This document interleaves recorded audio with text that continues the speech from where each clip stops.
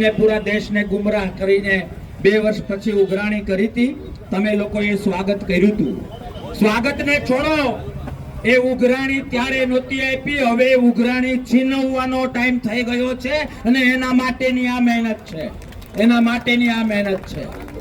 તમે અને હું જાણીએ છીએ કે ભાજપ હોય કે આમ આદમી પાર્ટી હોય, એને એક શાયરી લાગુ પડે છે, 4-5 जाम मेरी अंदर है, 4-5 जाम मेरी अंदर है, एक जाम मेरे हाथ में है, फिर भी मैं दावा करता हूं कि मैं शराबी नहीं हूं, मैं शराबी नहीं हूं, मैं शराबी नहीं हूं. એટલા માટે બે હાથ અને ત્રીજું માથું જોડીને એક આક્રોશ લઈને આવ્યા છીએ. આવો ઘરે ઘરેથી નીકળીએ. અહીંયા હામ રાખજો, કાંડામાં તાકાત રાખજો, આંખમાં તેજ રાખજો. બીજેપી ને જે વાતો કરવી હોય એ કરે, આમ આદમી પાર્ટી કે જે એનું ફોલ્ડર છે એને જે વાતો કરવી હોય એ કરે, પણ એ કુરાન હોય, એ ગીતાજી હોય કે એ બાઇબલ હોય, એનો સંદેશ યાદ રાખજો.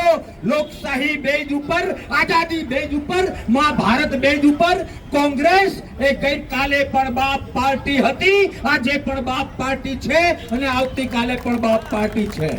પણ એકાબીજાની જવાબદારી જો એકાબીજાને સોંપીશું તો ધર્મના નામે, ખોટા ધર્મના નામે, અવાસ્તવિક ધર્મના નામે એ લોકો તાગડધીના કરશે અને ધર્મના નામે પોતાના સ્વાર્થના રોટલા શેકનાર વ્યક્તિને ઘર ભેગો કરવો જોઈએ. હા કે ના? તમારો ને મારો ધર્મ એ છે કે રાષ્ટ્રનું રક્ષણ થાય, લોકશાહીનું રક્ષણ થાય, દેશની સાત્વિકતાનું રક્ષણ થાય. એનાથી મોટો કોઈ ધર્મ ના હોય. હા કે ના? છો તૈયાર એ ધર્મને નિભાવવા માટે? 1947માં તમે ને હું કદાચ નહોતા, પણ આઝાદીની બીજી લડત માટે જો ખપી જવું હોય તો 1, 2, 3 બાના સાઈડમાં કરીને નીકળી જવું પડે. હા કે ના? છો નીકળવા માટે તૈયાર? અમારી જે ટીમ છે, જે નેતૃત્વ છે, એ તાકાતથી કામ કરવા માટે તૈયાર છે. પણ ધર્મની બાબતે એક વાક્ય કહું કે એક રૂમના ઓરડા માટે આખી હવેલી ન પાડી નખાય. હા કે ના? એક ઓરડાના વાંધા માટે આખી હવેલી ન પાડી નખાય. હા કે ના?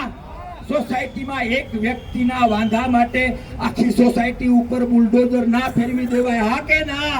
આવા નાના નાના વાંધાઓને સાઈડમાં કરીને કોંગ્રેસ માટે, લોકશાહીના જતન માટે તમારે ને મારે નીકળી જવું પડે.